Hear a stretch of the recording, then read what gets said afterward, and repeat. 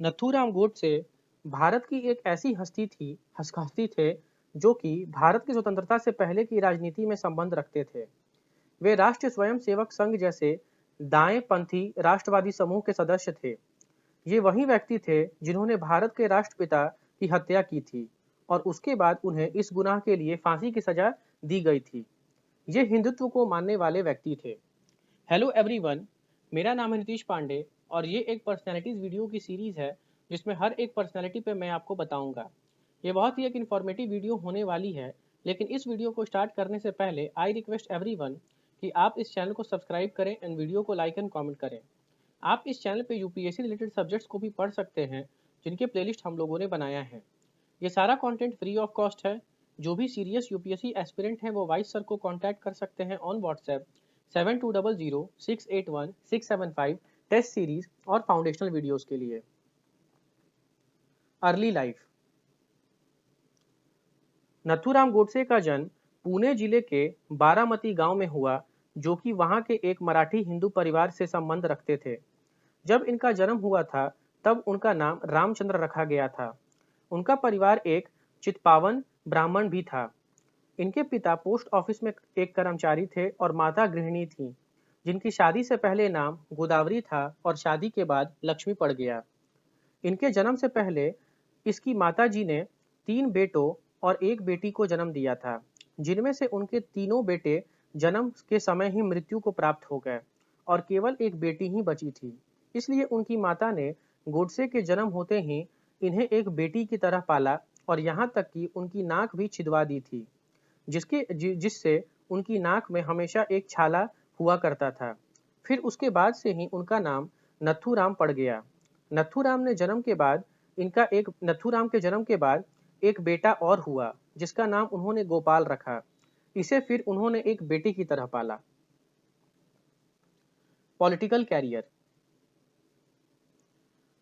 जब वे high school में की पढ़ाई कर रहे थे तब उन्हें सामाजिक कार्यों में जुड़ने की इच्छा हुई और वे अपनी पढ़ाई छोड़कर हिंदू महासभा एवं राष्ट्रीय स्वयंसेवक संघ जैसे समूह के एक कार्यकर्ता के रूप में जुड़ गए। वे मुस्लिम लीग वाली अलगाववादी राजनीति के विरोध में थे।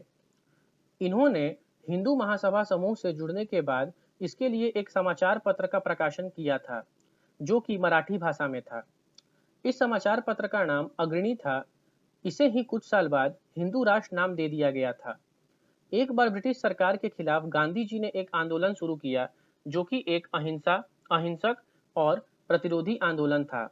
हिंदू महासभा से इस आंदोलन में अपना समर्थन दिया, किंतु बाद में उन्होंने इससे अलग होने का फैसला किया और वे गांधी जी के भी विरोध में हो गए, क्योंकि उनका कहना था कि गांधी जी हिंदुओं और अल्पसंख्यक समूहों मतलब कि मुस्लिम लीग में भेदभाव करते हैं।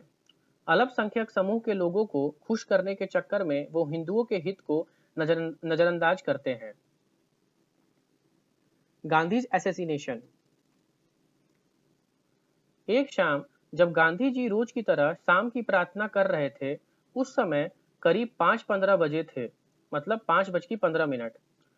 तब गोडसे ने वहां एंट्री की और सीधे गांधी जी के पास आकर उनके सीने में 3 गोलियां चला दी।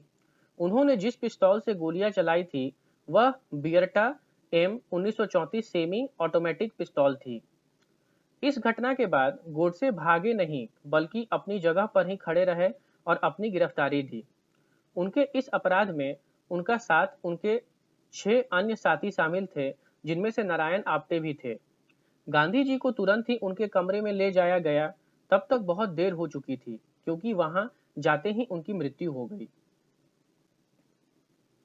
नथुराम गोडसे's डेथ। महात्मा गांधी जी की मृत्यु के बाद 27 मई 1948 को इस केस की कार्रवाई शुरू की गई। उन्होंने कोर्ट को बिल्कुल भी सफाई नहीं दी और अपना गुनाह खुले तौर पर स्वीकार कर लिया कि उन्होंने ही गांधी जी को मारा है। किंतु इस केस को अंतिम रूप देने में 1 साल से भी ज्यादा का समय लग गया। इस केस का अंतिम फैसला 8 नवंबर सन 1949 को सुनाया गया, जिसमें उन्हें 15 नवंबर को फांसी की सजा देने का फैसला सुनाया गया। इस अपराध में उनके साथी नारायण आप्टे भी बराबर के हिस्सेदार थे, इसलिए उन्हें भी मृत्युदंड दिया गया। इसके अलावा हिंदू महासभा के सदस्य सावरकर पर भी इस अपराध में शामिल होने का आरोप लगा था, लेकिन बाद में यह खारिज कर दिया गया। गोडसे ने यह फैसला किया कि उनकी मृत्यु के बाद उनकी अस्थियों को जल में विसर्जित ना किया जाए, बल्कि उसे तब तक ऐसे ही इकट्ठा कर के रखा जाए जब तक भारत और पाकिस्तान एक ना हो जाए। वे चाहते थे कि उनकी अस्थियों का विसर्जन पाकिस्तान की सिंधु नदी में किया जाए। तो ये थी नथुराम गोडसे जी की जीवनी। आशा करते हैं कि आपको ये वीडियो इन्फॉर्मेटिव लगी होगी, तो इसलिए इस वीडियो को लाइक कीजिए, कमेंट कीजिए, चैनल को सब्सक्राइब कीजिए। जय हिंद, जय भारत।